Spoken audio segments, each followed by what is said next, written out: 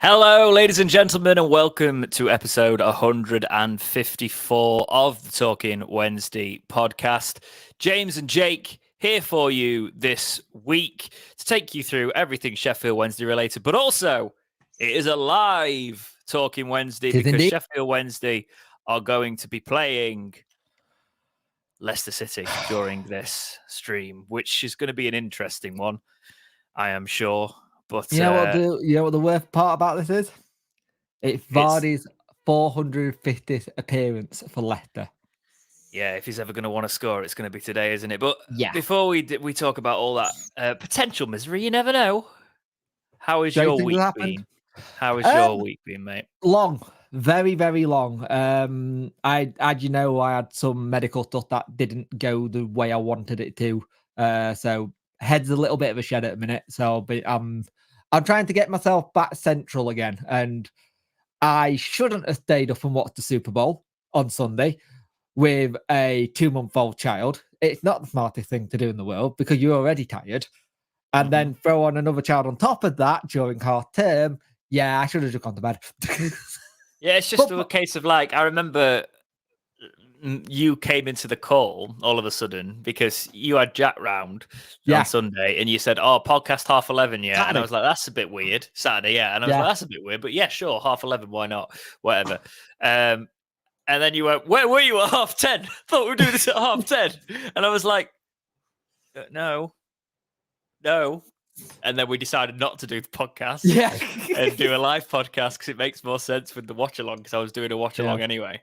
Yes, I had Jack round on Saturday and just hung out, played FIFA, got my arse kicked and just broke stuff. And it was a good weekend. It's just a lot on. And it's just when you get to that point where you're just like, when are you going to have a little bit of a break and a bit of you time? That's interesting. Because I beat both you and Jack at FIFA. Yeah. Have any of you taken a game off me yet? No, we need to have a rematch. We do. How's your week been, mate? Where are we? Tuesday. And we did the last podcast Tuesday. Yeah, yes, it's been a week. It's been all right. It's been that's actually been lovely. We had South's birthday, so we had many some happy birthday returns. celebrations. Yeah, we went to see some family and did that, and it was a really nice weekend. Yeah. We've also been gifted a beanbag by the family. However, what we didn't realise, and they didn't realise, by the way, they haven't done this, the cat must have weed on it on the way out. So I got it back to my house. And we kicked off, by the way. It's currently, yes, Wednesday you've kicked off. It's currently sat in the bath, doused in white vinegar. In the hope that I could actually salvage it, otherwise it's going straight in the bin. So what you're telling me is that your bathroom now since the vinegar. Wait, and your bathroom's downstairs as well, so it's going to go up. It's fine.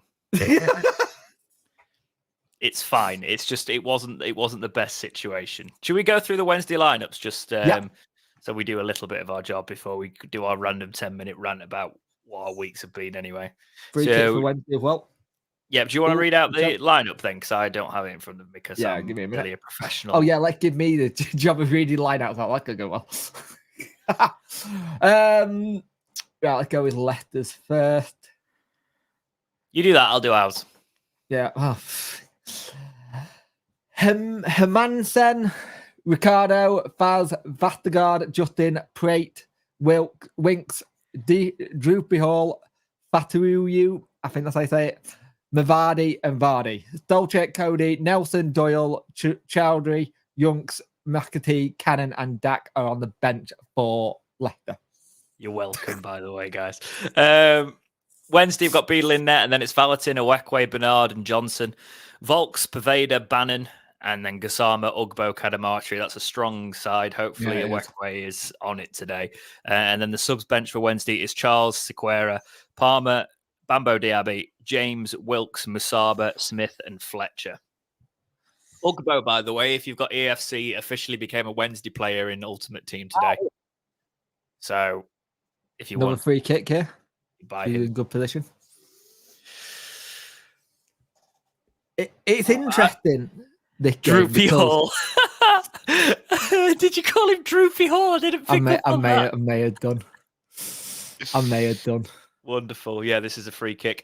Jake's slightly ahead of me, so he's going to celebrate before me, as he usually does. Yeah. Feel free to get your predictions in chat if you are listening along live or watching along live. The free kick comes to nothing, but there's a rebound, and again, that comes...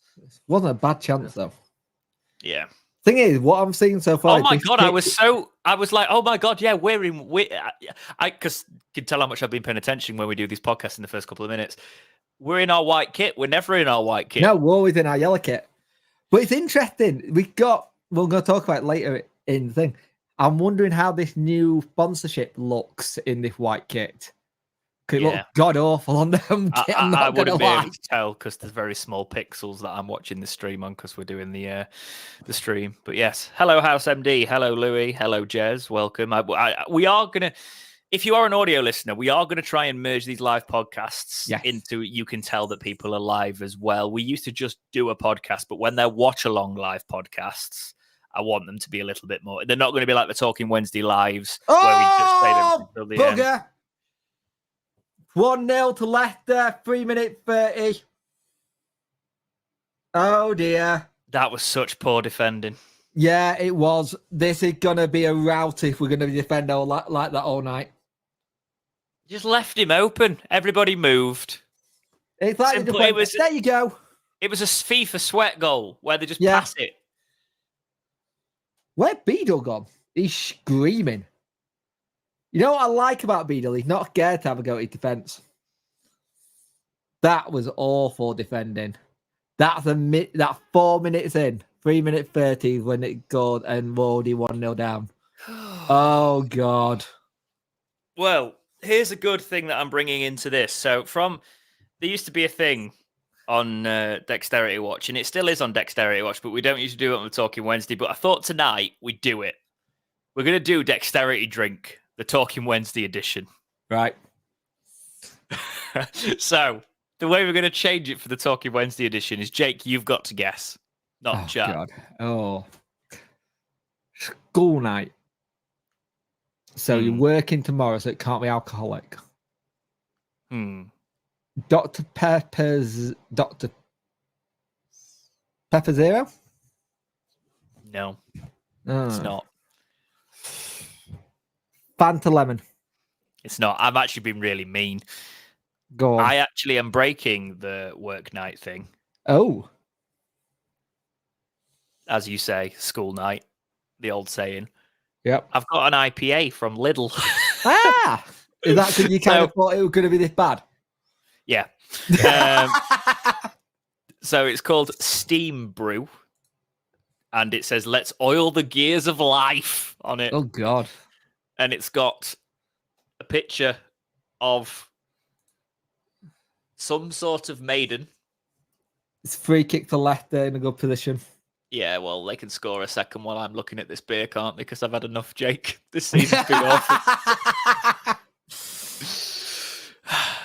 Bit of ASMR. While we all hope this doesn't go in. And Rotherham are winning, apparently. Oh, nice. I don't like the look of the free kick. Don't be a rout. I would ask you to not spoil it for me, but it'd be very difficult. I assume we've missed it. He's still not taking it on mine. Oh, there we go. Yeah. You got to think I would have to permanently buffer myself before celebrating and waiting for yours. Oh, despair. I'm old now. There is definitely something wrong with my lenses prescription at the minute. I think I said this. I am going back, but I'm like you. I'm old. I'm just squinting. It's only in the dark, but considering most of the UK is normally in darkness, kind of important. It's like I can see perfectly. Yeah. But like writing and stuff at a distance is Well, difficult. you really can't if you need glasses and stuff. So you can't really see perfectly, can you? I mean, with my lenses and my glasses on, you arse. I also think it doesn't help that I've got a light shining directly into my face. No, that won't help.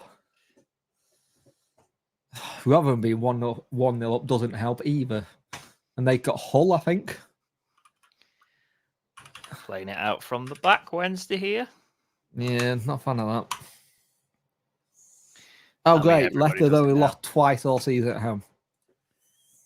Yeah, this was never going to be No. easy, was it? No. I mean, that's some really good passing play there from Wednesday, you know, winning the foul there. And you can tell that it's such an unfortunate fixture to have when you're in this situation. Yeah. But it wouldn't have mattered if we'd have got the result at Huddersfield because we were bloody good against Birmingham, bloody good result, you know. Annoyingly, I think it's only Rotherham are the only ones around us tonight playing. And everyone else plays tomorrow. And it would be nice if we could just have that mentality to go, put some pressure on them. Yeah.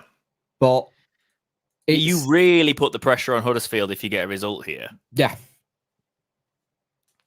The fact it's how easy our goals are conceded at the moment for me. It's how easy it is. And Leicester at the minute are just knocking us about. And well, I've been saying I'll say it again.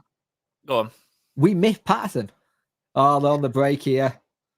I've been saying we needed a centre back in the window, and I was surprised we didn't go for a centre back. Go on. Yeah, Oh, good play, Gasserman. Go. Who's Gasserman? Is he somebody we've signed recently? Gassama, then. There you go.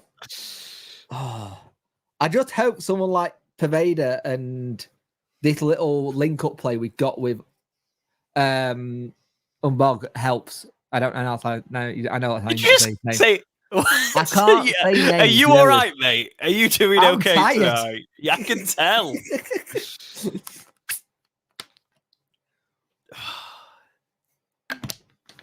It's one of them, innit? We've actually got a podcast to do. I forgot about that. Yeah, we have. Hang on. There's a document. So... we just went into watch along mode. Yeah, we did. So since the previous podcast, Wednesday played Coventry in the Cup, but we won't talk about that. And then we played Birmingham City. So what did you think to Birmingham City as we currently lose to Leicester City? You know what? I thought we played some really good football against them. And I was shocked with how they didn't take the chances. Like, if that team took the chances, it would be a different story. But I think we looked confident on the ball. We looked like we were knocking it about a bit. I think we managed to use our speed and a bit of the trickery with Paveda and Barry Bannon. Barry Bannon that night was just on a different level that we haven't seen him all season. He was up for it. And it just made everything tick. And I thought the first goal was really well set up, gave us that little bit of speed and trickery we've been needing all season. We've been needing like a mini little flair player just to come up with something a bit different. Because we've been a little bit stagnated, and too predictable. With that kind of player, you know there's no one there to actually know what he's doing. I think sometimes we are too predictable with how we play. And well, yeah, when you've only got a few outlets, it's very obvious, you know. So having someone like Paveda in there was refreshing.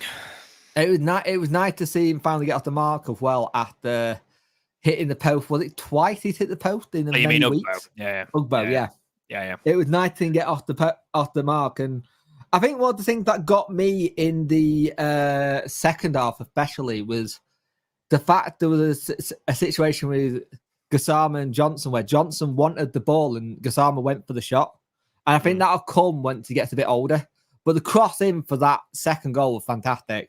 And to actually see a player go and attack a header at the back post is something we've not seen all season. I just wish it happened in set pieces, because set pieces, we are still woeful. The thing with set pieces is I don't remember when we were last good at them. And And it's just something I never expect Wednesday to Gary Monk? do something from. Maybe. Yeah, that's possibly it. I've blocked out those days probably. Yeah, I understand. But it's just difficult when you're looking at like how well we got into, we were in control against Birmingham. Our attack was good and you could see our attack flowing, but I'm just watching the first 15 minutes of this match here and Wednesday cannot get their attack moving. They can't get their attack into the game. We can't even get out of our own box. That's the problem you're going to face with top teams. But the thing is, I got as well, though, is tonight game, a lot of people said is a free hit, and it kind of is.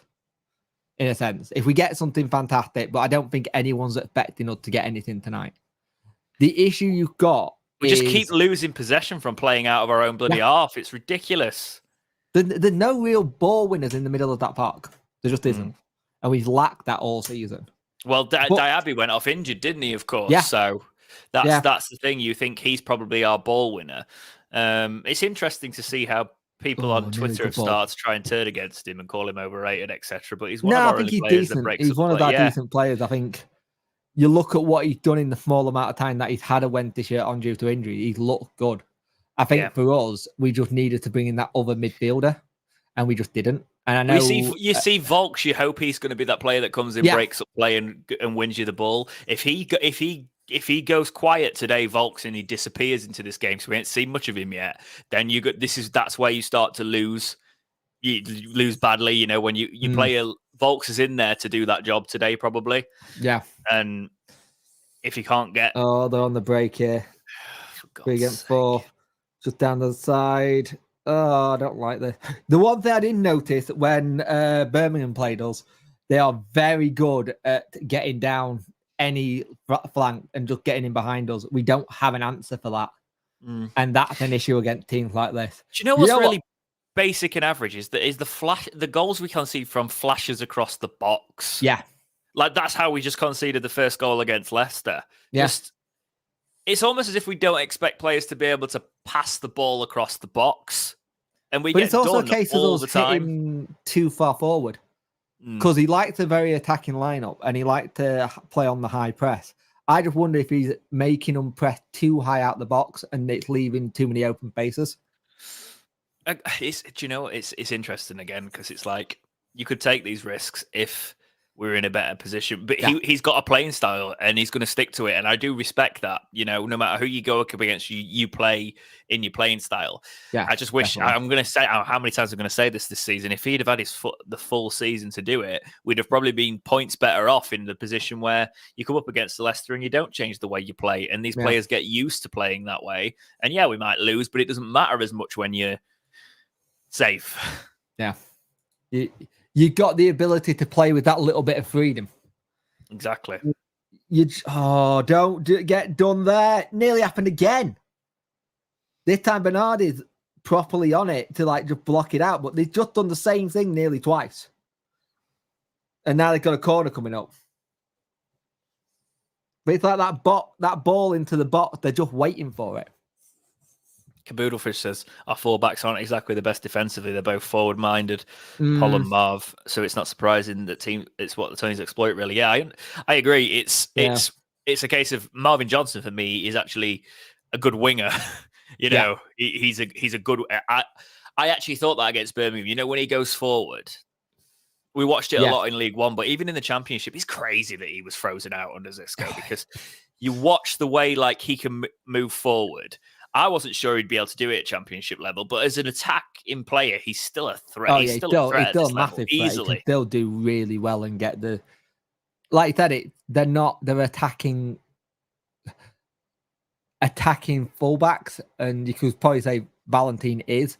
I think one of the things that I'm hoping that happens is that it's apparently Dom Mikhail for back in training now, and I hope that's quick because I think in Danny's system, he would be suited better at the back to just going forward and kind of thing. Yeah, as I was saying, with the amount of mistakes we're making, we need people to come back on the ball and be able to run back.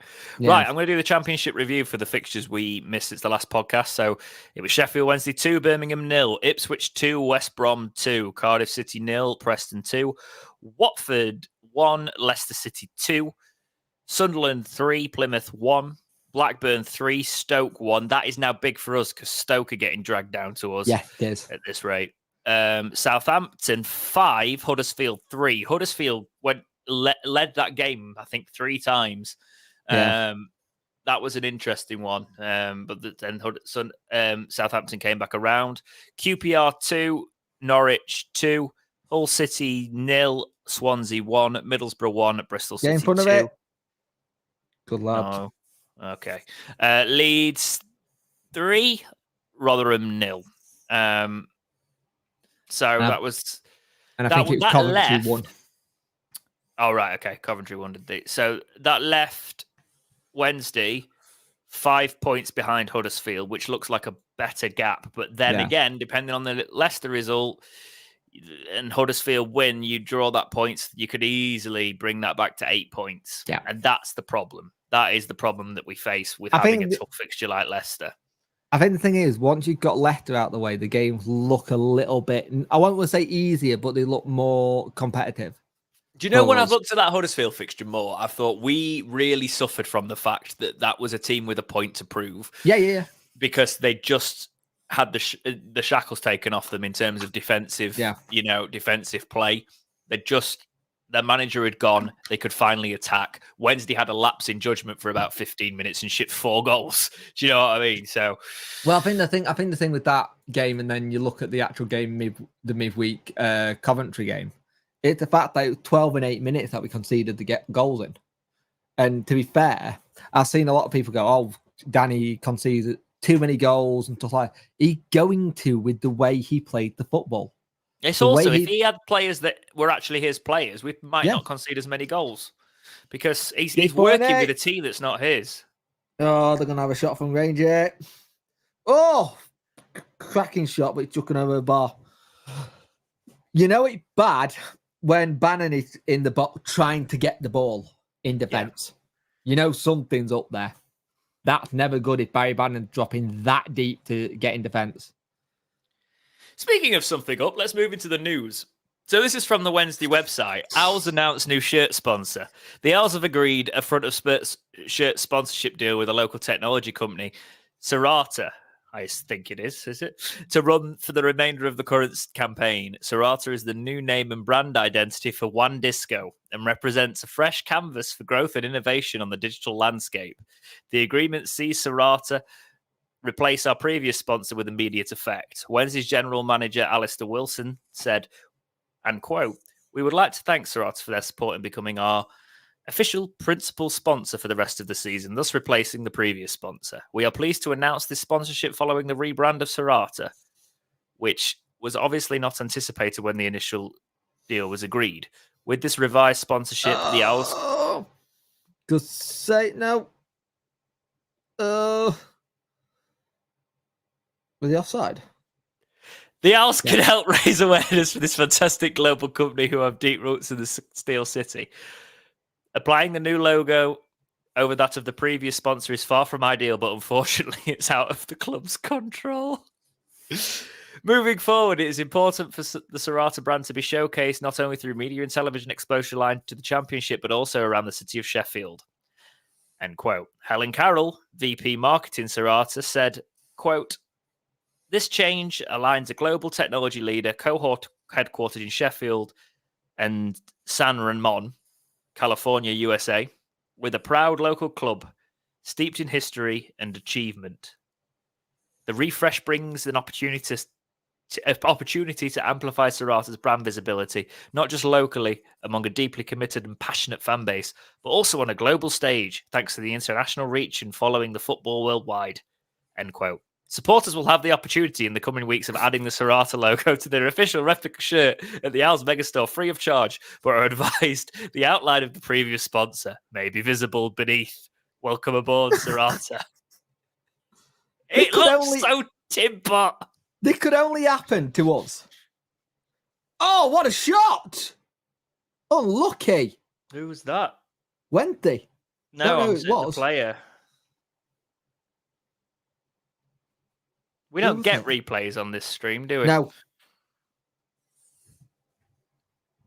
You know what?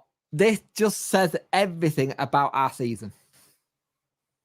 My stream just crashed. Brilliant. The sponsorship. Yeah. It says everything about our season. And I've added more and read whatever you want out of it. But again, this sponsorship did not go through their board. It just got done. No one signed off on it. The old, I think it's Dave Richardson. I think that's his name. Don't quote me on that one. But he basically went above everyone and did it without asking anyone. Yeah, they were not All of this is alleged, even if it's it's not. got facts. No, it's not. I don't give a crap. No, it's not. Dex, it's not. There's a post in from the Yorkshire Post that says in the article that it's not alleged. Can you read me that quote? Because then it's them that are libelous, the board of scandal hit Yorkshire tech firm One Disco was not informed of the sponsorship deal that potentially saw the company pay out $562,000 to Sheffield Wednesday. All right, fair enough. They didn't. I apologise. Actually, I can't read. It's in the document. Yes, there is an article from the Yorkshire Post. Oh, sorry. This is such a professional podcast today. Chef, I forgot you've done your own work here. You've actually done the document. It's because I'm not used to it for watch-alongs. Sheffield Wednesday, from the Yorkshire Post, Sheffield Wednesday, One Disco board not informed of the £560,000 A-up sponsorship deal with the club. So, basically, it's kind of the same thing, isn't it? The money came from the same place, was it? Because we thought that there was links to One Disco with A-up, didn't we? We did. Now it's a case of why is that on there? Actually have the brand on there. Yeah, it also says a lot that their change has seen lots of difference in change in the actual company itself, like in the reshift. But I think the telling thing for me here is this bit. On Company House, the most recent account for A-up skills up to April 30th, 2022 shows it had a net asset of 1,555 and 0 employees. I just think it's one of those that it needed to be smoothed out, didn't it? Yeah, it did. It's a shame because I really liked the logo. I thought it actually looked... I liked it on the shirt, especially this one. But how many people do you think will actually go get it covered up? I don't think it'll be many. It looks awful. It talking about and being a household name, etc. It's they're just One Disco have been around for a while, haven't they? In terms of that, so they're just trying. It's a rebrand, basically, isn't it? Yeah, it's a rebrand to get rid of what's happened in the past, basically. Yeah. Fair enough. Let's move on to the next story. Actually, we're going to do the finances and the stuff that I did the video on. You did a good job on that. Was it yesterday? Yeah, it was yesterday. Yeah. I will do that in the second half, to be fair. Because it's quite a big one, that. And we might feel like talking a bit more negative in the second half anyway. Who's had a knee operation? Patterson. So it's Patterson's had a knee operation. Which, so in terms of injuries, he's probably not going to be back for the rest of the season, is he? No. I think April was banded about, but it's one of those things where it's not looking great, is it? No. It's Pato, someone we really missed. I personally think we have, because he gets that pressure going forward. Bailey good at it, but having someone like an experienced person like Patterson at the side of you just to give you that extra encouragement to know you're doing the right thing. Unfortunately, though, I think it was the last we've seen of him in a Wednesday shirt if he's out for the season. I think he's on a 2-year deal. I don't think he contracted up at the summer. I can find out. Because I would say it's probably a risk to give him another contract. You could say the same about Windass, though, as well. And Iorfa. Yeah, I don't disagree. Because actually, I think I've only seen a bit of Pervader, but if he carried on in that vein that we saw him in, you've got your replacement for Windass there. Yeah. Patterson. Where are you, mate? Oh god, the splitting down the right. Yeah. Callum Patterson deal doesn't end till 30th Oh, of June Beadle saves with his 2025. legs. Cleared. Oof. June 30th, 2025 is when Patterson's deal runs out. Fair So enough. another Hopefully year. he can get back and he'll be a good player in either league, to be fair. Yeah, he will be. I think there's a lot of players right now in a Wednesday shirt where we're seeing a little bit of an A get to them, but a little bit every season we're not seeing enough from them. We're not being able to get a full season out of them. And I think that's you need players who are going to be able to play the full season. Yeah, it goes without saying. It's sort of something we've not had for a long time. To be fair, it's our injuries have been a state for as long as I can remember. Christopher says, "Love the podcast. It's great when you want to just listen to people who support the club, and Dex and Punk are great to listen to as well." Thank you very much, Christopher. Thank you you. didn't actually need to add the second comment that said "as well as Jack," because he's part of the team. He does well. I wasn't going to be nice. I was just going to say, you don't have to enjoy listening to Jack. Oh, love you really, Jack. I should probably edit that Talking Wednesday extra you've done. Not again. Jesus Christ, that was close. It was close, but to be fair, he was stretching the Leicester player there. It'd have been an absolute wonder goal. Only takes a touch, though, doesn't it? It does indeed, yes. But it's a goal kick for Wednesday. It's one of those ones that only takes. It's one of those ones where you see it all the time where it comes off something and goes in.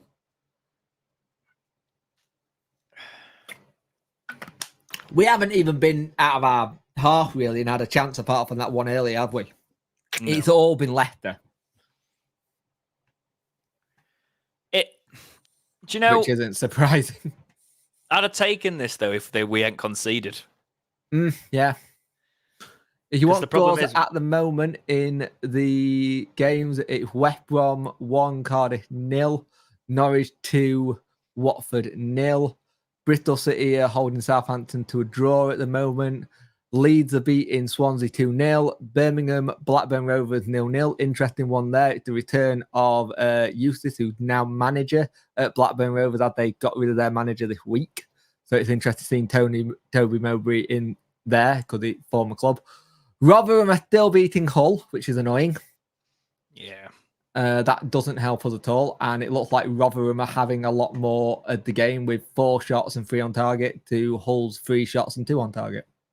Rotherham is surely down, though, aren't they? Because aren't they on like... They were on 19 points. They'll be on 22 tonight if they win. I mean, yeah, you could still claw your way out of it, couldn't you? But got another corner here to Leicester, which is not ideal. No. Speaking of managers, Darren Moore's got a 5.5-year contract at Port Vale. Whoever his agent is, right, that's a good deal. 5.5 years. And it hasn't taken him long either to get another job, has it? Do you know what's quite funny, though? Do you know who they signed in January? Who? Alex Mighton. He's going to be there going, oh no, I'm going to be a fullback again.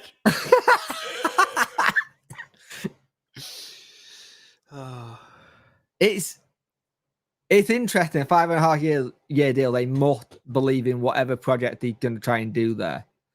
But I think the last time I heard a contract that long, I think it may have been Pardew at Newcastle.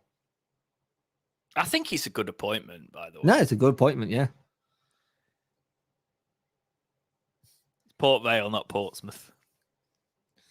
I mean, I've got a friend who's a Vale fan, and he's kind of excited by it. I would be. And he said, hopefully this gives us a bit of stability going forward. And I said, if you let Darren Moore actually build something, you can have it that he can build a quality settle. It's just making sure he's got the backing, making sure he's got the right people around him. There's just a case of, with Darren Moore, it was the football is not that exciting, but he can get the job done in League One.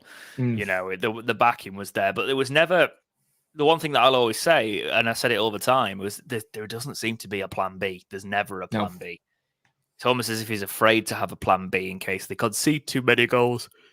And that's a lot of what Donny Roverfan told us when he got the job.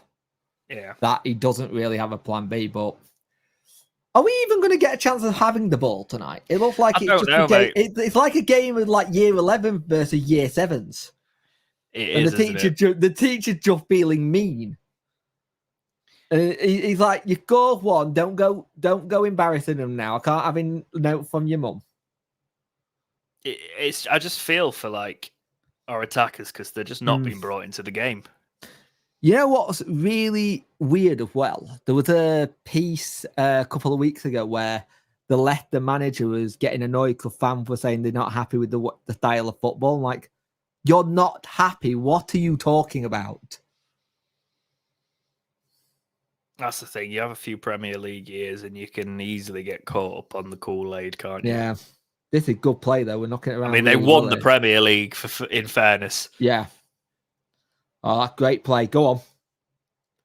Oh, I just can't seem to get it out of our feet and into the box. I mean, to be fair, that was a bit of a possession-based football in their half. Yeah. We're just trying to like find a cross and they've gone Pervader. Oh, unlucky. Now they've got it back. And that's a free kick. Yeah, we came through the back of him there, didn't he? I could see what we were trying to. We were trying to just be patient, try and get an opening. And there wasn't really one there. If I'm brutally honest, there wasn't really one there to go to it. Because I think they're doubling up on people a lot. Leicester haven't even got out of second gear here. That's what's concerning me. Not at all. Oh, that's a good defending. Well done, Bernard. I think Vardy was offside there, you know. He looked it, didn't he? Yeah.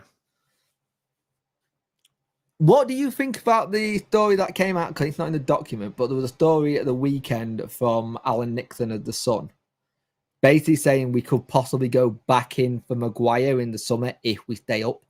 If Danny really wants it, then yeah, but I don't like being anybody's second choice. No.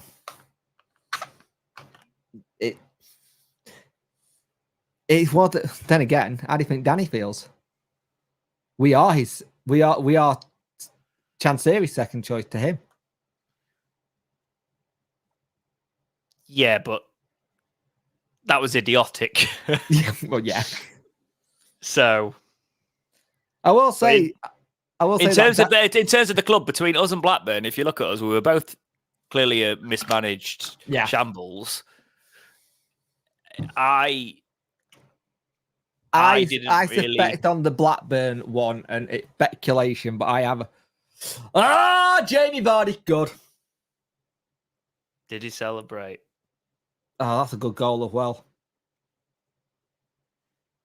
Not really. Don't celebrate. No, he's doing the hands down thing, I think. That was too easy. Yeah. That was way too easy. Do you know what's weird? It must be slightly in his head there that he's sending Wednesday down. Yeah.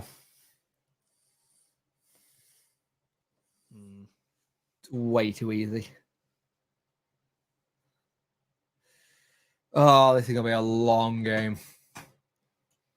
It could be even worse if Rotherham get a result. God, the amount of times I've wanted that man in our team.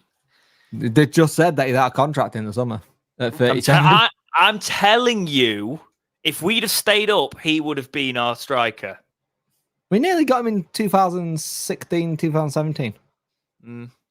But Chansey said he was too old. Do you know what I'd do? Go on.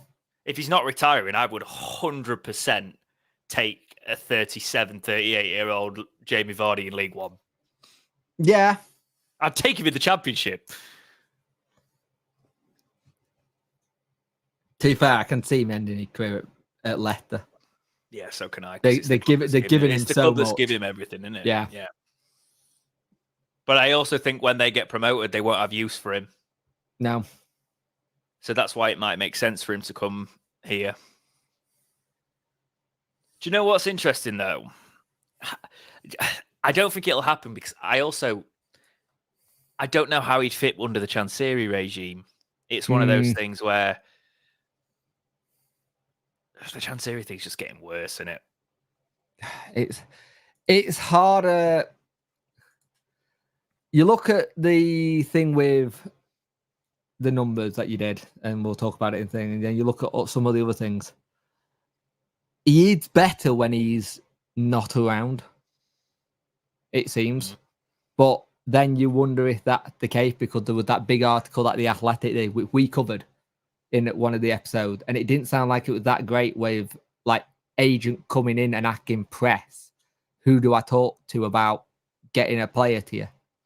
That sounds really Mickey Mouse with how everything's run. That's why you need a CEO that's got full control in terms of that, and you've got somebody who's just investing the money. But we don't have that structure, and I don't think we ever will under Chansiri. The thing is, like, so to say what the alternative Chansiri, there isn't at the minute because he owned the club. That was a good cross from Wednesday. That was Flash very across good. there. Was it Pervader who just couldn't quite get on the end of it? I'm not sure. I can't see our players or our numbers on this.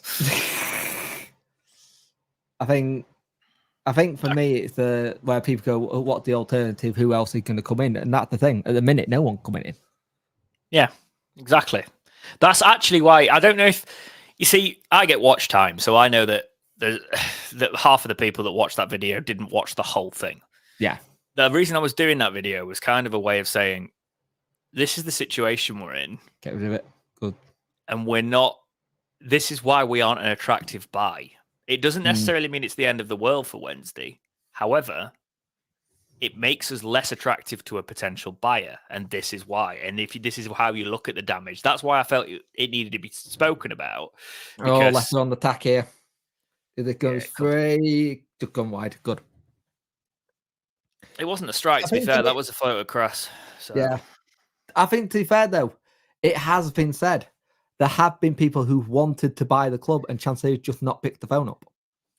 But that is the case because he's invested so much money into the club. They've gone down as losses in terms of, which is why we've been in EFL trouble, right? But the losses, the majority of them are only to him anyway. The reason he's not selling the club, I would say, my opinion would be the reason he's not selling the club is. Do you think it will personally bankrupt him? No, I'm not saying that. I'm saying I think he still wants to. I still thinks he can turn this into a profitable asset or at least break even.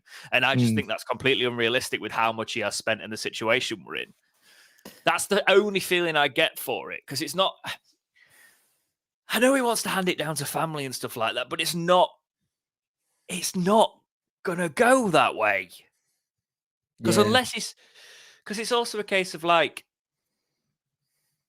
I don't think his family are going to run out of money anytime soon, sort of thing. But it's not going to be a new injection of money or a new revenue source or something like that. It's going to be family money still, isn't it? So it's a case of. It's a really difficult one because I have got no issue with anyone who wants to protest. That's all right. I've got no issue with if people don't want to go because they don't want to put the money there now. I get it. I understand it. But I won't have anyone have a go at anyone who want to buy a shirt, who want to get a match day ticket, who want to get a season ticket. That's their escapism. They're allowed to do what they want to do with their money. That's fine. And I ain't got an issue with that. But I think the thing is, the only way you do get people out of these situations is you take the money away. And that's just not going to happen. I had an idea, by the way. Go on. I don't know why Jack is, but should we give him half time? Or is that going to burn everything down? Don't know. I can. Jack, do you want to do half time? Just don't say anything you're not supposed to, or burn the whole podcast down. Because I would just leave you chatting to the chat for 15 minutes rather than us having a dead screen. Oh, flash cross there for Wednesday. Very close.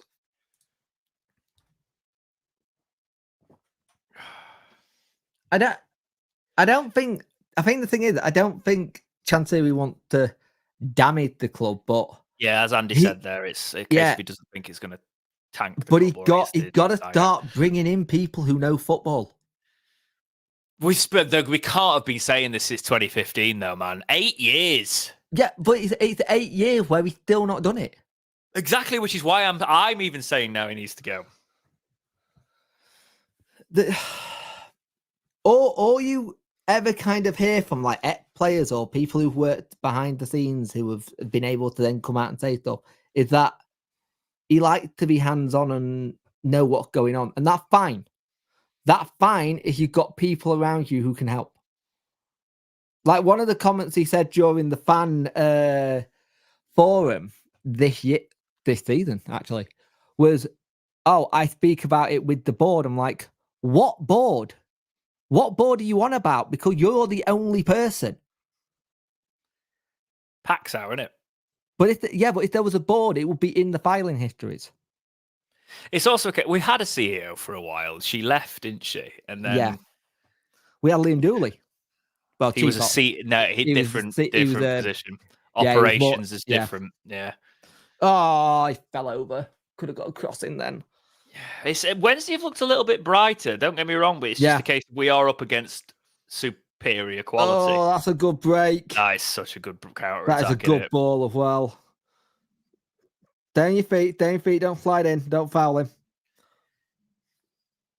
Oh, that's a good little just pass around the corner.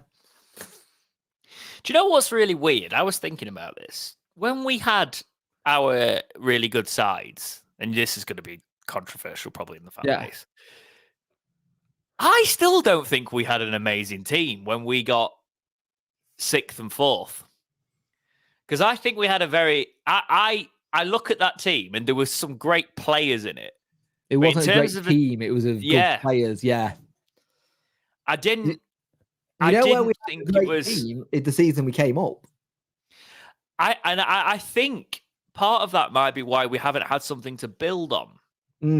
Because we didn't have really an identity.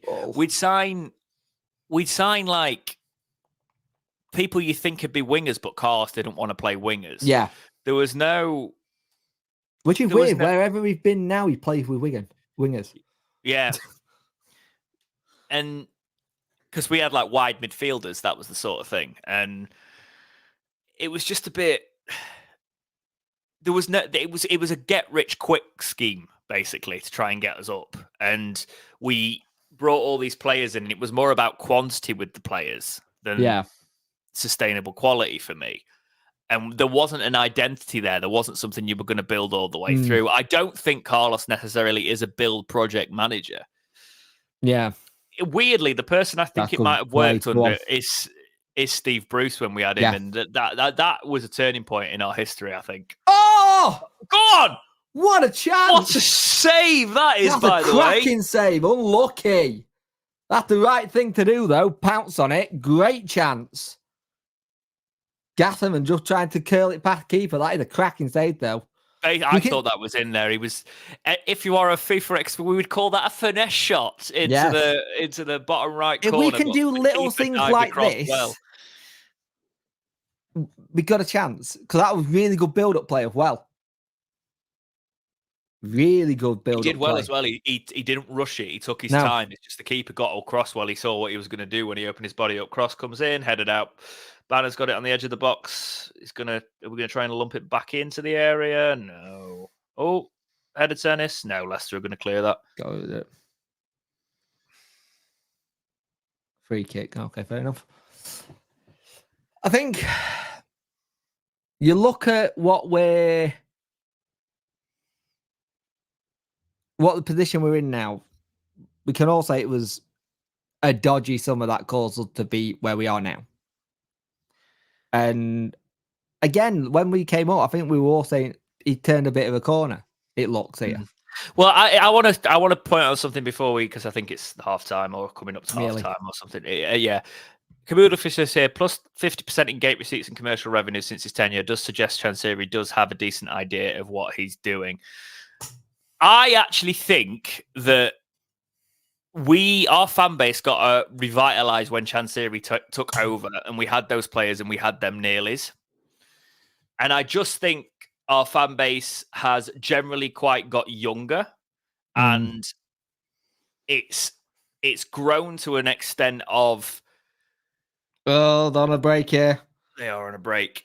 I actually think it's in spite of Chansiri we're making all this money now. Initially, yes, it's because you could say it's because of what he did initially. He reinvent. I think I will give him credit for what I think happened in terms of when he came in. It brought the life back into Wednesday, and we thought we were going to the top again, and we could remember what we could be. Oh, good chance. But we are in the tail end of that now, where we're fading out. And we could very easily fade out again because it's been a long time. And I think now we're succeeding, and the fan base is still turning up in droves in spite of him and in support of the club and what we could have had, rather than he's actually doing the right thing and the same thing. Because I actually think we're probably as big as we've been in quite some time, and that's in terms of our fan base and our attendances and commercial revenue. But also, you've got to think of the change since Chansiri's ownership. If you think about the interaction, think about how many of us existed on the internet, for example. I know there's not loads of us and we're not massive channels or anything, but how many of us existed or had the ability to exist before 8 years ago? There wasn't as much. I was still doing it. You were, right? I was. I've been doing this in 2012. Think about how different YouTube was. Yes. In 2012, like you were, unless you were like Spencer FC, or for example, there wasn't. To be fair, even Spencer FC wasn't that big back then. It was around that 2013, 2014 mark. I would even say 2015, where things just took off into that sphere. So now you've got more discussion, you've got more people invested. But I'll send Jack as soon as we see Jack in, we will. Can you check your Discord, please, mate? And then jump in there, and we will leave you with Jack for half time. But yeah, I think the thing is, it's just. It's that hard thing. Where do you go from net? Because at the end of the day, you always need to have a buyer to come in if you are in that same way. And again, I'll say it before, I've got no problem with people protesting, but protests for me don't work. I think it's just a way of fans letting off energy. I think something needed to be done. I don't. We'll talk about that in the second half of protest and things like that. But I actually think people need to voice it, because Maple Leaf says here, right? I'm amazed. At the gate receipts, considering the prices. Can't blame him for raising the prices if people are willing to accept them.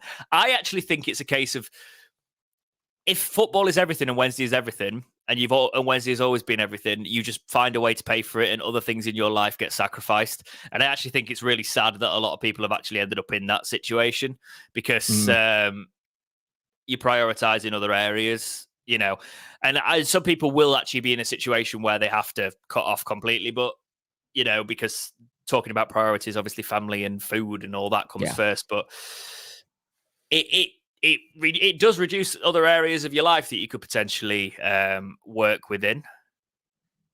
Do we think Jack's ready? Nod if you're ready, Jack. I've sent him a He's message. ready. I'll bring him in. He's there. Hello, Jack. Hello, mate. Hello. You've got glasses on. My glasses on because I'm also another blind person. Except it's not like James. I'm long-sighted, so if I'm like focusing on something that's this is really tripping me out, because I've got the YouTube stream on in the background. Can you turn your audio up? Yeah, because can you turn your mic up a little bit? You're quite quiet. Okay? Is that better? A little bit more. A little bit more. I actually can't physically turn it up any more than this. That's fine. We're going to go anyway, so we'll be. Right. We'll be the jump scare. Right. Yes. Don't say anything about personal information. Don't swear at anybody. Don't trigger anything. Don't get us cancelled. All right. That about work? I've been thrown at the deep end, but yes. Hello. Hi. Hello. Yes. We will see you after half time. Okay. Well, this is a lot of pressure. Hi, guys. So, but I haven't been able to, unfortunately, see the game. So I've been relying on James and Jake for my. How are my you? feeds. Hello. Not watching the game, and you're watching this stream. It is so I'm brilliant to supporting watch my someone friends instead. socially awkward trying to I fill wasn't the even. air. I'm not even socially awkward. I was just massively underprepared for this. I didn't expect to be present for this. Oh, it's funny. I've been Well, riding by the cloth of my underwear. This We know entire we've time. been watching. We were Oh, watching. for God's sake! Were you just watching and enjoying me suffer? I was making there. I was making a lovely decaf brew in this And mug that says "powerful" on it. Oh, And I was getting a cuddle from my little one. well, good for you. I like how we left that air dead, so we made it weird, even though it's not weird. Oh, Yes, the match has started again, by the way. Nearly left and nearly made it free. So Sainsbury's were getting rid of these cups that said "powerful" and "fierce" on. I think I told this story before. So they were like 30 or 50p each. So we bought That's a loads. bargain. Yeah, good mugs. So is that what you wake up in the morning when you go, I don't want to go to school? I am powerful and I'm fearful. Fearless. Pretty So much. then- Jack, do you want to stick and then- around? I don't know. Do you want me to? We just asked you if you wanted to Does stick chat want me around. to? That's a question. That's not me saying. That's. You know what? We'll let the chat decide. Press No, that's one a bad if you idea. want The me to last stick time the around. chat decided Press anything we 2. like, if we both got shirts with Big P 69. yeah. Right, can I just say, Jake, you never needed to do that. I you didn't just need to I decided didn't need to that. do it, but I thought it was good. It's true. And you've spent too much money on shirts all the time anyway. Yeah. Pretty much. Yeah, no. Yeah, keep Jack on. All right. Leicester crossing the cross. Just over. Yeah, the meeting we were going to have was going to be about Jack coming and doing halftime stuff. Yeah. So there you go. Maybe with a bit more Spoiler preparation. alert. Didn't happen. We were meant to have the meeting in October and then To be live fair, changed. I Yeah, ruined child. all the yeah, I'm gonna say I was the one that ruined everything that was meant to be meeting wise. And then has yet another child that was born in the same month. In fact, Oh. they've got birthday day No, they were apart, born haven't they? same week, one day same week. between each other. Oh my god. Well, this is a lesson to all of you in family planning. Yeah. Don't do Be what I did. sure to subtract 9 months from when you ideally want the baby, and then get going for that date. Get the business done. And now I Get can the- understand why you're painfully single. Get the business done early, unlike Sheffield Wednesday in a January transfer market. Clearly, After Jake you- wants as much drama as Chansiri did on the final day. Why is Ugbo being replaced? Probably, I don't know, to be honest, but our No. attack's just not getting into the game. So, and I wouldn't say it's his fault. Get going. Are you laughing at your own saying now? I'm just laughing at Andy quoting me.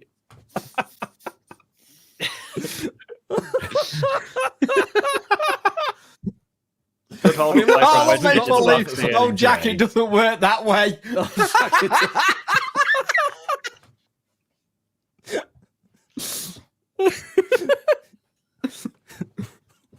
Blow out the candle, make a wish. I want a baby now, please.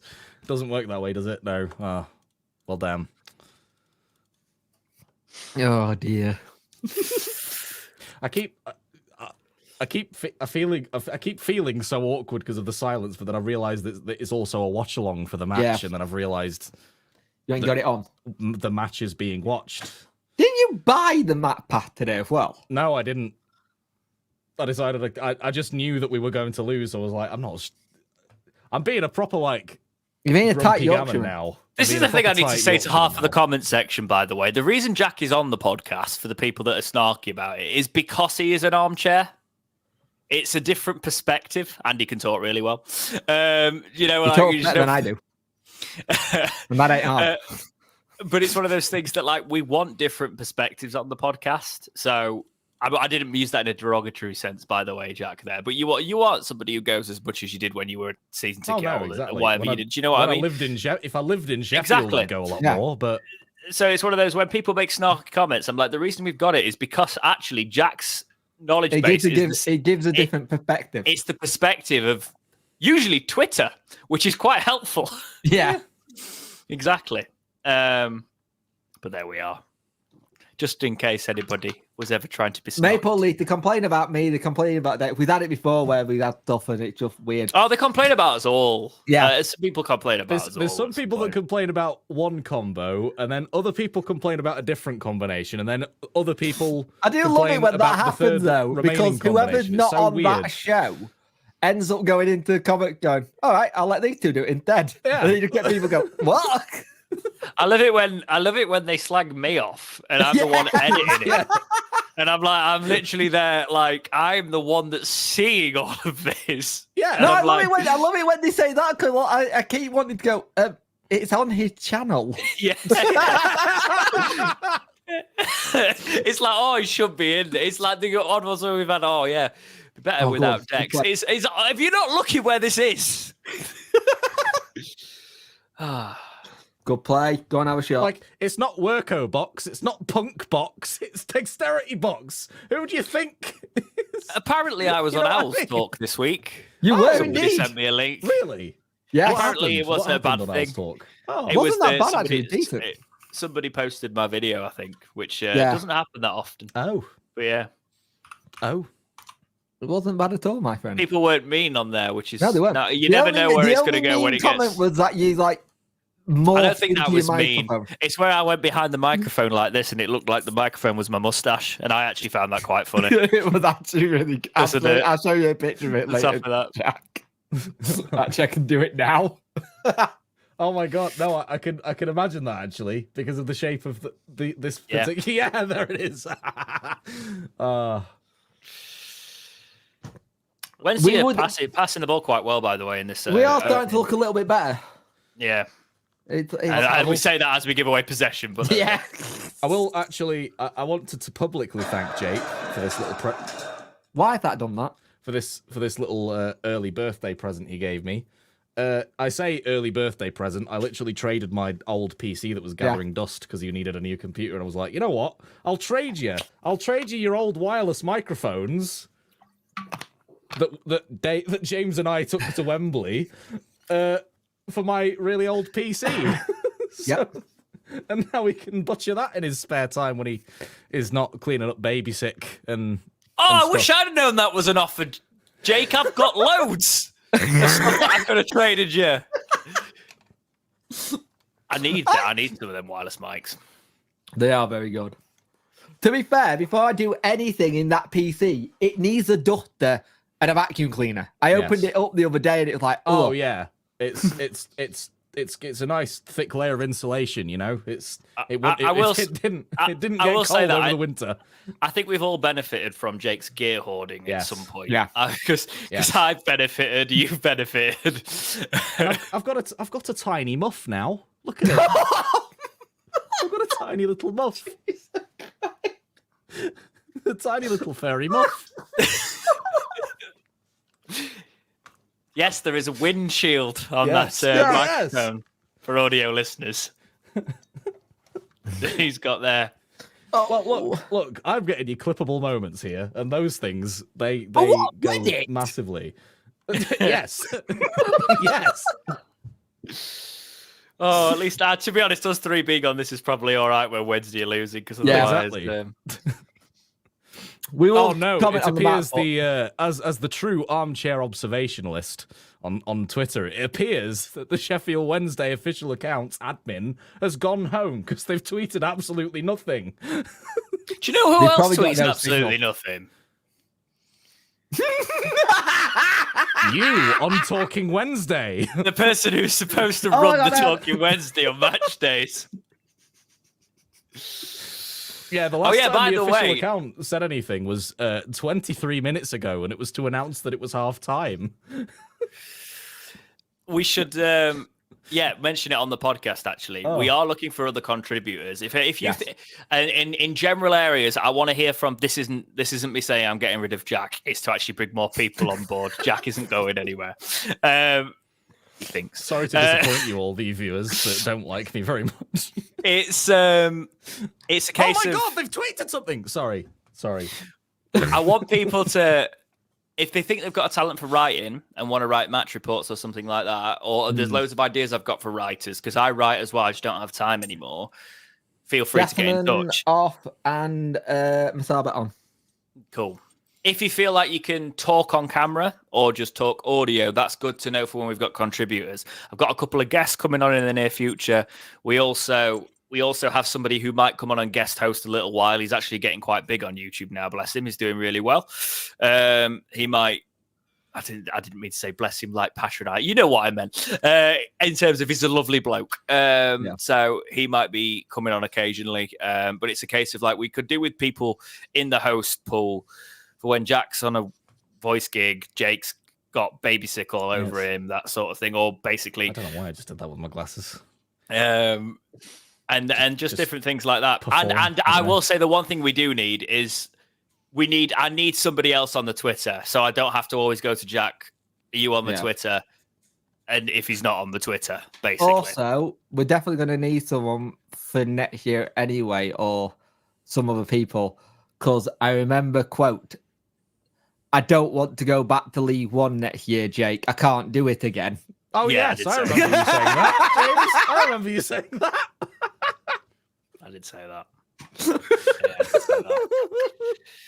Well, that's also that is genuinely also a thing, though. If I talk about, when I'm really feeling I'm struggling to not have be someone else to because I'm not fake. The one thing I'm not is fake, right? No, but if I'm ever struggling in terms of like being able to talk about Wednesday passionately rather than making the episode shorter, genuinely, I've said, we'll make the podcast every 2 weeks for a while just to give ourselves some breathing room. But if we had more people involved, genuinely, that's when I could rotate the schedule a bit and I'm not on every week, which I love being on. If I need a bit of time where a month I feel like making 2 appearances, then I make 2 appearances. If it's a 4-week month sort of thing, do you know what I mean? And then we've got enough rotation. It's more of that sort of thing, basically. It's adding more people and feather to the cap just to help improve it and just keep it going.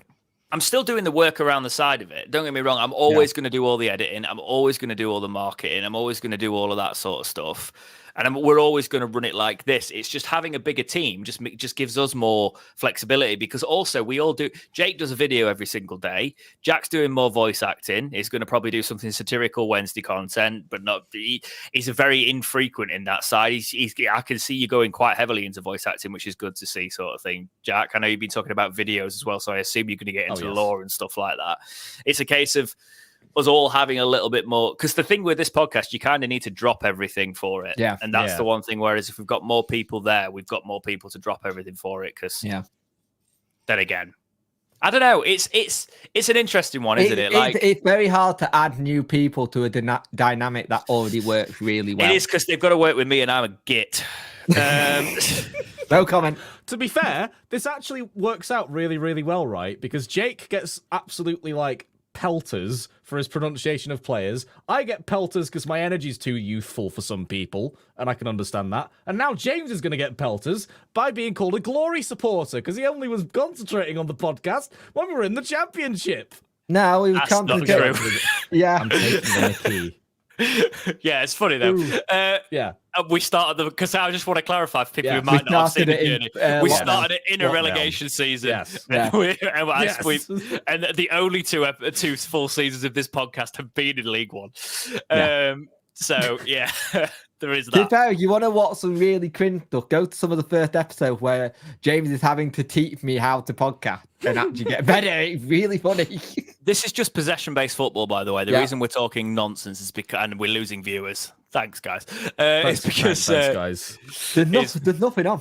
It's just possession-based football. There's I would say he's passing to him, but it's just pass, pass, pass, lose possession, pass again. The thing is, you look at our next load of games. they're probably the best run of games we're probably going to have where we may have a chance. Yeah, you're not wrong. Indeed.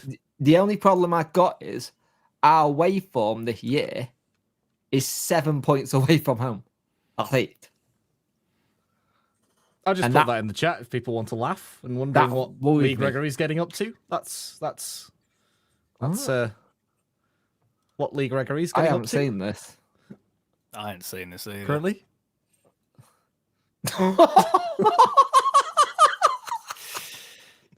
That's Lee Gregory's current outings with whatever's going on. That's just... Okay. It's just if people want to laugh, if people want to turn off from the game. Back to a professional podcast. He's making Barbie references. For the audio listeners. We play Millwall next, then Bristol City, then Rotherham, then Plymouth, then Leeds, then Ipswich. The problem is, right, we've got the Rotherham and Plymouth games you'd really want us to. We need to. They must wins. Yeah. But we've got then tough fixtures. We've got Leeds and Ipswich. And that's. This is why I'm looking at it going, we're in trouble. We are in trouble. Especially if it comes down to like the final day and we play Sunderland. Oh, yeah. And they're looking to maybe go on a playoff push. Do you know if we're not safe by the Stoke game, or we're not like out of the relegation zone by like at least like 3-4 points by the Stoke game, which is the 13th of April, which isn't that long. We'll be Stoke on sent down. Yeah. Yeah, we're down because we've then got Blackburn, West Brom, and Sunderland to ride out the season. And I just don't see it. Good say, Beadle. I think the issue you've got also, but Stoke at the minute are not performing great, and they could get dragged into this. Like that's really what I'm saying. And if we've got to start picking up points away from home. We can't. Our home record will be crucial, but just getting like 1 or 2 decent results away from home could be what's the difference between staying up and not. And I the problem is it's hard to judge this season with everything that's gone on. Oh, that was nearly 3.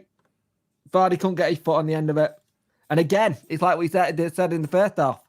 Just balls into the box and just being having somebody able to get on the end of it. The balls are going in. Yeah. Yeah. I've just had a recommended tweet. I don't know why it's from the Leeds Academy. It's probably because of the Leeds account. But they've got a player that's, I think it's his first name is Willie or Wilfred or something. And he scored. Oh, and Wilfred on dog. Yeah, the admins put Willie sticks in. All right, Leicester. You see what Leicester put as their tweet? No. He's one of our own. What? Leicester tweeted, he's one of our own. But he's not. No. They're obviously so they're mocking us. Oh, they're mocking Sheffield Wednesday. Yeah, because he is actually one of our own. He's one of our own. Yeah. Yeah. What is it with like account admins and stuff? Football clubs just doing this. They're just jumping on that bandwagon. It is Jack's job. That's what I'm saying. We're a silly little podcast that's got I'm a trendsetter. Oh my god! Yeah, there's genuinely we brought Jack in for that immature humor on the podcast on the podcast Twitter. Yeah, right. Because that's what people like on the Twitter over there on the Twitter. You mean X that is still called Twitter because he won't change the URL? Yeah, because that'll be well dodgy. Twitter.com/home. That's still it's still Twitter because the internet URL says Twitter, so it's still Twitter. Oh, to be fair, they put like winky faces and stuff. They did. They're just taking them. Yeah, that's fair.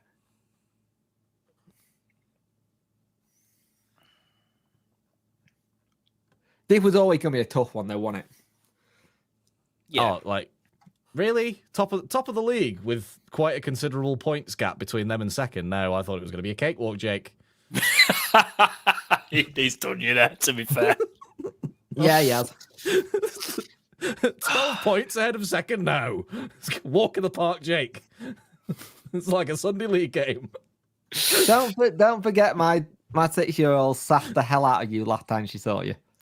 I like Leicester, don't get me wrong, because Yeah. I just do. Varley plays for them. I think they had a great story in the Premier League, but I know I say this jestingly in terms of, and it's more of a state of the EFL. They are parachute payment FC this season. They should be doing what they're doing, and it's the case of the top three. The top three are all parachute payments. Yeah, and it's just this is what I'm saying about us being in this woeful situation that we are in. We are going to be in endless amounts of trouble with it because the more you get right. Let's talk about the video I made, okay? So Kieran Maguire tweeted a balance sheet, basically, of all the Wednesday finances over the past 10 years since 2011. So this is what the big thing was about in terms of... I appreciate all the support I got on that. I didn't do the initial work, but I didn't enjoy breaking it down, but I did actually quite like getting to sit and get the teeth into the idea of it because... I'm surprised not many people had, like, some people had retweeted it and stuff like that, but it actually shows, I think, a situation for all the people that are calling for Chansiri out, why we aren't an attractive proposition, basically, on paper. Because... Before you get into it, subs, Smith and Wilkes on, Calamarcha and Paveda off. Right, okay, then. So we've gone for the loss then. Okay, so we can fully get into this, forget the match. The difference between the debt and the loss, okay, is one thing I want to say at the start of this topic rather than towards the end of the video like I did that time. Just because the headline is Sheffield Wednesday have lost 132 million. That's in terms of losses, according to this sheet. But the losses are with the EFL, and the actual money lost out of the club. That just means we haven't got as much revenue coming into the club than we have lost. But where a lot of the money has come from, well, all of the money pretty much, apart from obviously the match day broadcast and commercial, and player sales and the likes, normal operating for the football club, the money has actually come from Chansiri, and the loss has meant it's a debt to Chansiri. A debt that he could easily decide to write off if it was his choice. I was watching TalkSport the other day, and like Simon Jordan was talking about when he walked out of Crystal Palace, and he wrote off like 50 million. You do those things if you love the football club, and you take those losses and it's a case of, oh, well, it's lost to me, it's fine. But the one thing you can't get around, the reason we got done by FFP was because the losses are actually tied to the football club. Just because Chansiri's bankroll go on it. Oh, unlucky Masaba. Go corner. Cool. Just because I lost my words now. Cool. Cool. Can you tell I'm not eager about this game anymore? It's like that Jeremy Clarkson meme where he's like, oh no, anyway. It was that. Yeah. It's also because I've only just seen Masaba take the shot. Anyway. I'm that far behind. Cool. Anyway, let me finish. Sorry. No, we are doing a watch along. It's completely fine. Yes. Oh God. He's bankrolling the club, yes, but Yes. the losses come against the club because Thank you. the club's books. Exactly. So that's why you get done with financial fair play. You get you're only allowed to make a certain amount of losses over 3 seasons. And Wednesday, in 2011, we actually made 15.8 million. But then 2012 onwards, this was before Chansiri. 2012, we lost 5.2. Then we lost 3.7. We lost 5.8 in 2013. And then in 2014, we lost 5.6. So the losses weren't massive. In 2015, we lost 4.5 million. We were losing money, but that's kind of probably what you would expect to lose. If you're not selling loads of players, but you're not really spending too much. You're not spending. That's well within the parameters. That was basically Milan bankrolling the club to an extent, but not egregiously. Whereas when Chansiri comes in from 2015, you've got losses, obviously 4.5 million with the transition. Oh no, they're on a break from a corner. 26 fall over. Good. 2016, 9.8 million. Then it jumps to 20.8, 35.5 in 2018. So we've straight rocketed to 9.8, 20.8 to 35.5. That's a huge amount of Chansiri pumping money into the club, but they go down of losses because we're not selling any players there. No, it's just accumulating loss. And then we realize, we have made too many losses there. we'd made 60 odd millions worth of losses in 3 seasons. Financial fair play are going to be knocking at the door. Let's sell the stadium. They sell the stadium for 40 odd million. We make a profit in 2019 of 19.1 million. However, we would have made another 30 odd million loss if we hadn't done that. Yes. That's the thing. So that's, again, money that we don't have. And then the next season, 2020, 24.1 million loss. 2021, 25.8 million loss. What didn't help us there, we only made 100K from match day income. And then 2022 was a 7.3 million loss. It's just if you think about how badly the money's been spent, this is where, for me, it's ridiculous. Because in 2018, we were spending £16,893 a week on wages. Average. Yeah. Average. So you had your 40 grand players. You had your, anywhere in between. And it's just the wage bill in there. If you think about the success we had under it, it was, how are we still, if you look at the long-term contracts that killed us, by 2020, we still had a wage bill of £15,588 a week. So we had those players that were on those long contracts just still paying out, but they spent most of the time injured, or they just weren't performing. They were a waste of money. You think about Rose, the likes, the people that were Alman Abdi, that was just you think of the money that we were spending to those players. Yeah, David AC Jones. Milan defender. Oh no. Oh, Irby Emanuelson. That's the one. Yes. Just the amount of players that were getting paid that have gone down as a loss there. And then what the connection is for me is Chansiri talks about, oh, I put the money into this club, you don't put the money into this club. In fairness, our match day revenue has been, 9.8 million in 2017, 9.4 million in 2018, 9.1 million in 2019. Milan's last year, it was 5.5 million, right? So it was a case of like we saw what Chansiri was doing with the money, and we decided that we were going to come back and support it. And then I think we grew to a certain point where Wednesday became bigger again in terms of the fan base and the eagerness for success. And we've kept that sort of fan base. Be interesting to see the income last year. Actually, we haven't got that yet.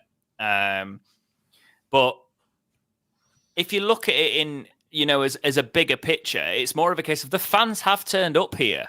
The broadcast rights are bringing in the money. The commercial, I can't believe we've made on average about 6 million a year on commercial. When you think about like some of the deals, we've not had great deals. If that includes like merchandising and things like that, if you think about our shop, it's awful. Do you know what I mean? Yeah. Good news in the whole Rotherham game. Hull look good.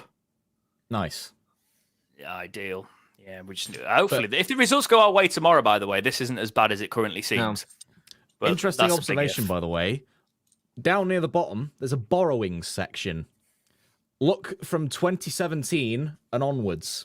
That is what scares the hell out of me, because that's all loans that potentially Chansiri has taken out, and they will have interest.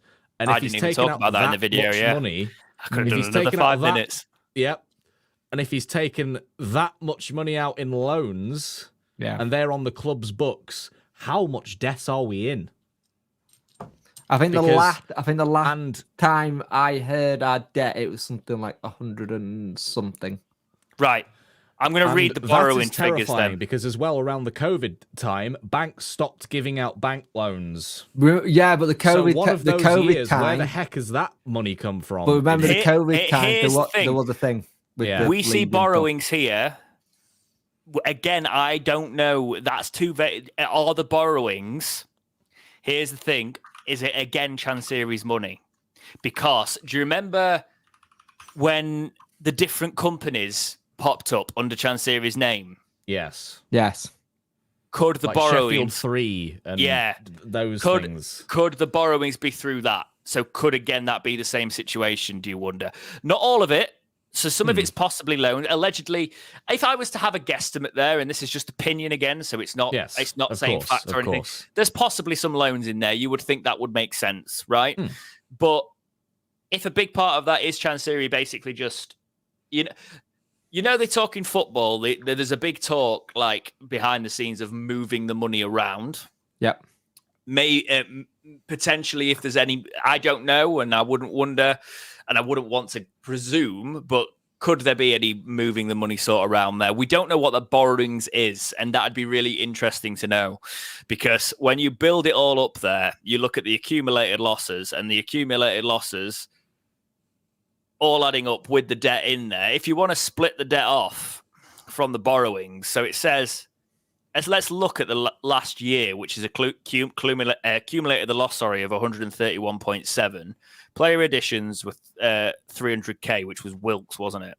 And then we made $1 million in player sales, so the net spend was 700k. Gross squad cost was 1.8 million. Cash 900,000.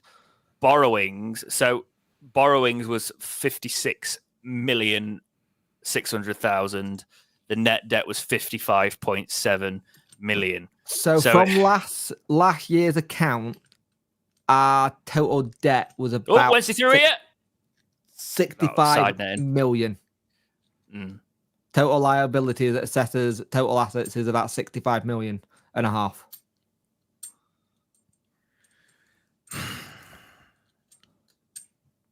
I really hope that's a lot of that isn't, because if it is actually 55 million odd of loans, you think the interest on that's going to start, because it's also a case. Just check the document a minute for me. I just found something you might like. It's underneath the championship match day. Okay. And the Swift Ramble is the perfect person for this. And of course, I'm not saying any of it came from a payday loan company or anything, but the APR interest on those things is like 1,000 and something %. Oh, chance. Bannon. Oh, naff shot. And obviously bank loans have got quite a considerable interest rate at the moment as well, as I'm sure many people know. The interest rate is stupidly high at the moment, pretty much in the whole of the Western 2-1 Hemisphere. up, apparently. Oh. That good. And to say that on top of a sum of, for example, 2018, the borrowings was 79.2 million. And where's this, Jake? Sorry. You see underneath the in the document. Yeah. You know the pictures championship match day. Click that link. Oh, there's a link, right? Okay. Yeah. Sorry. Because what I'm saying is, Andy, during the COVID period of time, banks stopped issuing loans, I'm pretty sure, and one of the only sources in the UK to get a loan from at that time was a payday loan company, and I'm quite nervous that might have been one of the sources that Chansiri had to go to at the last minute. He's not saying it was, but I'm not saying it was. It's alleged. That's a really good break. It's a guess. I'm worried about. It's a guess if it could be a thing that happened. Exactly. Oh, left on a break here after we just had a good shot.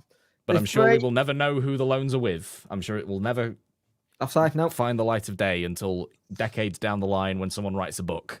Right, so I'm going to read this from the Swiss Ramble that says, Sheffield Wednesday's 2021-22 accounts cover a season when they finished 4th in League One, losing to Sunderland in the playoff semi-final. They had been relegated from the Championship the previous season due to receiving a 6-point deduction for breaching the EFL's profitability and sustainability rules. Despite relegation, Wednesday's pre-tax loss significantly decreased from 25.8 million to 7.3 million as revenue rose 4.7 million, 40% from 11.6 million to 16.4 million, and profit from player sales increased from 0.6 million to 1 million. However, the largest improvement was due to operating expenses being cut 14.2 million, or 37%, from 37.9 million to 23.7 million. So it was like we were saying when this came out that we have actually cut things off. It's just interesting to see where, when we've talked about it all, we've not talked about the accumulation of losses. So we don't see things on the wider scale and the adding up before. Like looking at it, why have we're like, oh, well, why have we got into financial fair play here? You look at how it accumulates over time, and that's the big thing with the way the financial fair play system currently is, isn't it? The accumulation. Yeah. And what's still there. Leicester with a free kick just outside the box here. Let's see if they do anything with it, and it's gone wide. It's like Leicester in the game have gone, we've got this one, let's just knock it around a bit now. I guess my big question is, when I was talking about it, what have we got to show for 132 million lost or 132 million into the club? A new pitch and a fancy scoreboard. And the pitch is ruined again. And a world record-sized ball of cake. No, it's not the world record anymore. We haven't got that. Well, there we go. We haven't even got that. We got a training ground that got fused up a little bit, not in the way people think with the actual ground, but it got new facilities in that sense. Yeah, Deso pitches are now the pitches at Middlewood Road, aren't they? No. I don't think they are. I think they're only the ones at the just ground. at Hillsborough. Oh. Yeah, I think. We got Jordan Rhodes.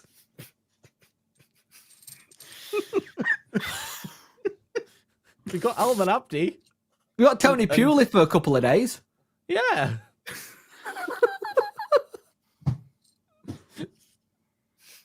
Right. Controversial opinion. I actually loved Adam Reach, and I think he was actually worth the money. It's just that we didn't build a team around him. Yeah, Adam Reach was alright. Yeah, I really liked Adam Reach, and a lot of people for some reason didn't, and I don't know why. It's because of the money we spent on him. People wanted him to be a world beater for it. It was $5 million, wasn't it? Yeah. It was mental because in the same season we spent 5 million and 10 million. And you know what? And a controversial one as well. I think if we hadn't have bought Rhodes, I really think Winner would have been the star man and done a lot better than he did. And I think Carlos wanted him to be the star man along with Gary Hooper, probably. God, Gary Hooper, argue. what a player he was. He's still playing, is it? No, he's not. Where is he? Somewhere in England. I know he went to India, Barnet. then he went to Australia, and then he went to... Oh, Is it Barnet? Nice. You just never know who's going to be like the next best thing, really, in terms of players, do you? It's... I see a lot of people say we should have sold Forestieri when he started having his tantrums. And are you saying it wasn't going to be Sean Clare? No. If I'm honest, you look at how As he like to be called, yes. How we've handled in terms of player sales in air quote, because we've only done like 2 or 3. That should have been our way of turning it over to help the Bucks. And for whatever reason, we constantly had it as just stockpiling players. And then letting them run the contract out. It's even like now we've got Lee Gregory being paid to train. Yeah. What was the logic behind not selling players? Was it like, oh, I wouldn't sell Judy, who makes the copies in the copy room, to another club, so why should I sell a player to another club for a fee? I don't get what the logic behind stockpiling the players was. I think it's a case of we've always overvalued our players. Yeah. When actually, I've looked at our players and gone, they're not worth that much. We're spending too much on them. Of course, some of these players have come to Sheffield Wednesday when you look at the wages we were paying them. Yeah. Because what the hell? Just a quick one in League 2. It's Mansfield Town 9, Harrogate 2. Jesus. There's not many 9s in a goal in a match. Is there? If that gets to 10, that's interesting. I don't think I've seen a 10. 79th minute. They've still got another 10. And at 9, what the hell? That's mental. Isn't Mansfield Steve Evans' team, or is that No, he's Stevenage. Oh, Stevenage. I know he was there for a bit, wasn't he? I think Mansfield. Mansfield Town's Clough. Yeah. Oh, yes. I worked in Mansfield for a while. Go on. Oh, nearly. It's corner? No. I hated driving through Mansfield. My auntie used to live there. I used to hate visiting her. I just didn't vibe with it. You know, like, I was like... And also, they put speed cameras everywhere. Not that I speed, obviously, but, like, everywhere. Everywhere in Mansfield. Didn't like working there. I had a job on for a few months. We've got a corner. That's exciting. Well, because he's slowly trying to put some work in. Oh, we've taken it short. He's one player I think, regardless of the scenario of if we stop up or not, I think we need to move on. Yeah, I agree. It just hasn't. The Birmingham great are beating experiment has not worked. Blackburn Rovers. Sadly. Leith for Norwich 3-2. Bristol City are beating Southampton. Oh. West Brom 1-0. We've been better this half, but but they've taken the foot off a little bit as well. Yeah. Just passing around. I would really hate to see Danny Rule made into the scapegoat of why we didn't do well or why we didn't stop up this season. And I feel like there's a contingent of the fan base, and particularly I think the chairman might try and. I don't think the chairman can. I am frontlining the protests if Chansiri starts that. I don't think he can. We're having our own protest group. I'm sorry, I don't think he can because it doesn't look well on him. Exactly. And with everything that's going on, the last thing he needs is more on his back. I think you look at when Danny came in, it was 13 points. He already had more, and that's where this whole situation went wrong. Yeah. Well, Morton now got a 5-year contract. Danny's now doubled our points tally from when he came in. So yeah. Well, the thing is, for me, without any of his own players, by the way. Yes. And the thing for me is the fact that it's like the fact they got it within 3 gives me that little bit of hope we might be able to do something. Yes. The problem is, as of tomorrow, it could be 8 again. Yeah. I understand as well. You were saying earlier in the podcast episode / the watch along, that like he's sticking to his system and you respect that. But I also think there needs to be an element of I've realised that my players can't fit well into this system. I need to tweak it slightly for their benefit to stop leaking goals in a certain manner. If we are going to press, don't press as high because we're getting caught on the counter and we don't have the press doesn't work if you don't press as high, though, unfortunately. No. That's the problem, which is why Bannon goes deeper. And it's one of those situations where if a Warnock had come in, you'd do whatever it takes to get the results. Yeah. But when Danny Rule came in, you are looking for someone with a system, right? You're looking for someone to come in and bring a philosophy to a club. Exactly. Yeah. As soon as we didn't bring I was calling for Warnock because I wanted a firefighter. I was like, it's going to take a firefighter to take these by the scruff of the neck and solidify us. Yes. Right? But when he brought Danny Rule in, I kind of said, it's a massive risk because this is about a future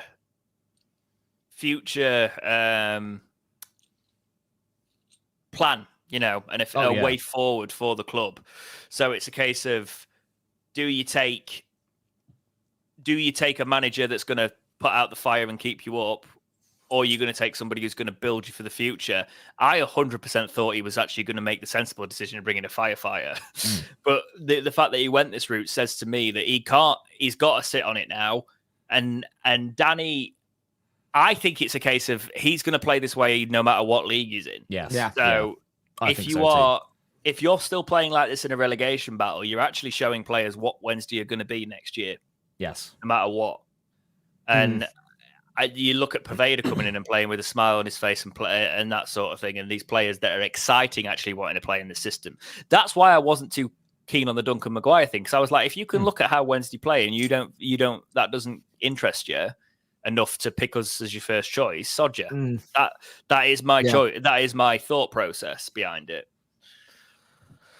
I think one of the things I've got is the other thing. I think when we were looking for a new manager, trying to convince people to come in and take the job. Like if you thought like getting players in was difficult, it must have been hard to get in. And I think he kind of went to what he'd already interviewed already, with the back of mind going, "This is who I thought I was going to get in." And I went for someone with a bit more experience. It didn't work. I think he rolled the dice and gone, "Well, it didn't work, so we'll just go for this then." You know what I mean? Yeah. I feel like it's been mismanagement all over the shop, and that's been the situation from the off. I just can't believe that Wembley was only in May, and then you go to this situation of you could have just ridden off the momentum of Darren Moore for a few months. Yeah. It's one of the things that I would kind of wish this was. Oh, unlucky. If this was the way it was going to go, I'd rather it had been like the day after the doing the thing in Sheffield, the parade kind of thing. Was like me and him had decided to not do and this he now, announced and that then on the get balcony of Sheffield Town Hall or something. Yeah, and then Yeah. it wouldn't have gone down well. No, it But it would have given us. it would have given us more chance to get someone in quicker and somebody who could get in a preseason. Yeah. Doing it the week of preseason was a nightmare.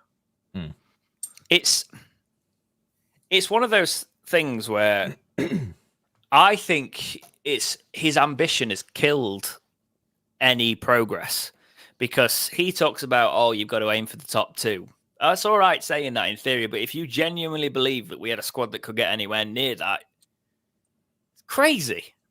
You know, and I think that's what Darren Moore said to him. You know, there's that build that you're going to need more players here.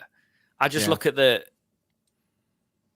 We've brought some good players in. Oh, that's good. Are you going to pull it back for the free kick? Yeah, I think they are. Yeah.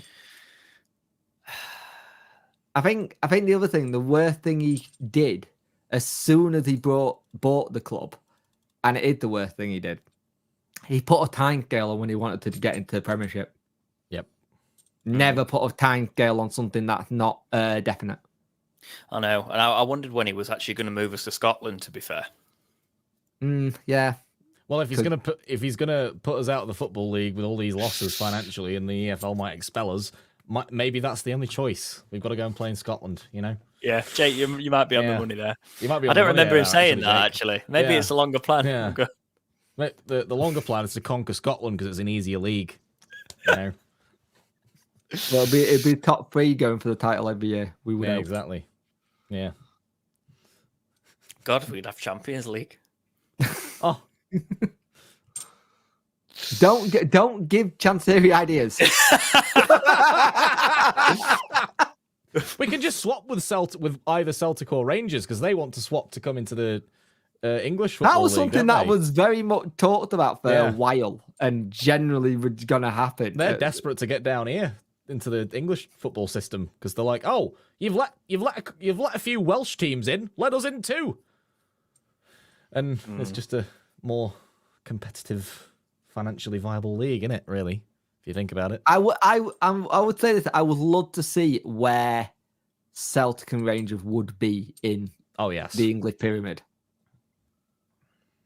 I think they'd.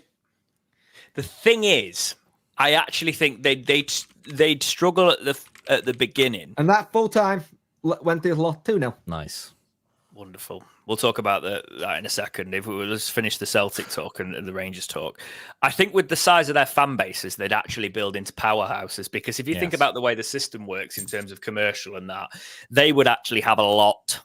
They would have a lot of. They'd get a lot of TV appearances, that's for sure. They'd have a lot of financial powerhouses behind them because they'd be able to spend. They'd be able to actually spend their money because they could make it back because of the size of their fan bases. And with the right ownership in there, I think they'd do quite well. But yeah, Sheffield Wednesday. I'd argue they'd be in the sort of position Fulham or Wolves are in right now. Yeah, probably. Yeah. Maybe. Sheffield Wednesday lose 2-0 to Leicester. It was expected. This could mean we're 8 points behind tomorrow again, which with... If you want to know what the games are tomorrow with people around us, it's Huddersfield, Sunderland, it's Stoke QPR, it's Plymouth, Coventry, and Millwall, Ipswich Town. Got 14 games left, haven't we? Yeah. Yeah. We need at least 10 wins out of it. Which is mental! Yeah. I don't see it, lads. I think we're having a League One tour next year. I still. The thing is, as well, because Stoke and QPR are playing each other tomorrow. You want that to be a draw. Who did you say Huddersfield are playing? Huddersfield have got Sunderland. Right, here's Away the the thing. lads. Sorry, that's not the sentence, is it? That's Newcastle, isn't it? Oh, What is there? I don't know, I don't know. actually. I think it is. No, it isn't. I don't know what it is. Cheesy chips on Wembley Way. I don't know. Friggin'. That's the only other viral video I've seen of Sunderland. Talking of Sunderland till I die is back on. Yeah, yes, apparently. they're reviving the series. Yes. Yeah, no, Wednesday are in it. Obviously, the playoff. Yeah. Oh, of course. And it's a case of apparently. I saw a clip earlier, and Barry Banner was saying, "You're not going to get past me that easily. You're going to have to do something more than that." And it sort of spurred him up, and I quite like that. That was like shows Bannon's spirit in the game. So Stoke QPR, you ideally want to win, or Stoke. You want that. You want a draw. To draw, yeah. You want a draw because you want. If QPR get 30 points, they end up 4 points ahead of us. If QPR get a point, they're only 4 points ahead of us. Yeah, and Stoke are on 33 points, so they're still, sort of. You want Huddersfield to get smashed. Yes. Yes. Yeah, James, and for that familial reasons as well as league position reasons. Yeah, that was fun conversations at the weekend. We basically need to look tomorrow. I'm saying if Stoke win, right, then fine. It just means we're then relying on Huddersfield to go down and QPR to go down. And that's the problem. Whereas if QPR and Stoke draw, we're dragging them into it. And Huddersfield losing is bigger than anything, pretty much. Yeah, actually, because here's the thing: even if QPR win it, right, it doesn't put them out of reach. Yes. So the big thing tomorrow is the Huddersfield game. Come on, Sunderland. Yeah. But yes, lads, I think I'm going to leave it there for this episode of the Talking Wednesday. Actually, no, I'm not. We've got to talk about the next fixture. So Wednesday play... Millwall. Yes. How are we feeling about Millwall?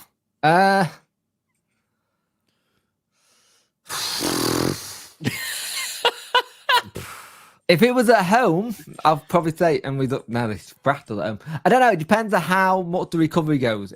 I think we'll probably see a little bit more what we're actually going to be like for the rest of the season with this one and the next couple of games coming up. Because I think that's my birthday as well. Sorry, Jake. Oh yeah, it is. Yeah. They haven't had a win in 5, by the way. Yeah, the last win was so you kind of the hope 1st of January. They haven't won since New Year's Day. You kind of hope that's not a bad omen. But it could be the thing that gets Danny to spur them on and go, look, they haven't won. They're low on confidence. Let's go. They are playing Ipswich tomorrow, though. If they win that, they'll be riding high. Ipswich. So even though I don't think we will, possibly, I think Millwall looks like a must-win for me. Yep. Yeah. Everything's a must-win, but actually looking at their form, they lost to Coventry. They lost to Hull. They drew with Preston. They lost to QPR. Yeah. They lost to Middlesbrough. They were the last 5 fixtures, right? QPR put 2 past them. Wednesday can put 2 past them. Wednesday can win this. They just need to play like we know they can. Yeah. And the players need to keep the focus. Like, we've seen the goals that we've conceded tonight. It's players losing focus again. It's individual mistakes because they weren't concentrating. Look at Will. Hold up, how you seen the goal? You weren't even bloody watching. I've seen. This is what I was saying. The perspective. Courtesy regurgitating his views. Courtesy of our favorite. Oh yeah, I'm just regurgitating. I've got no footballing knowledge. I think I've just hit a nerve. I wasn't saying it. I was regurgitating comments. No, I know. I was saying my response to a comment that I saw recently. From everyone's favorite Twitter user that often posts videos of the goals as they go in that the star themselves even retweet. They just lost concentration, lost focus. Yeah, absolutely, mate. And we just need to stop doing that. That's the biggest killer of all in every single game we've had. Is just individual errors because they were not focused. But that concentration thing's been there since Steve Bruce was here. Yeah. And on just that wonder lovely why. note, I am On that going to lovely end the note, podcast yes. because I'm going to go to bed. So I'm an old man now, and it's my bedtime. And thank you for joining me, lads. It's been good to chat to you all. We will be back next week with the Talking Wednesday podcast. Maybe we'll do all three of us. We'll see what's going on. It's been nice having you all here.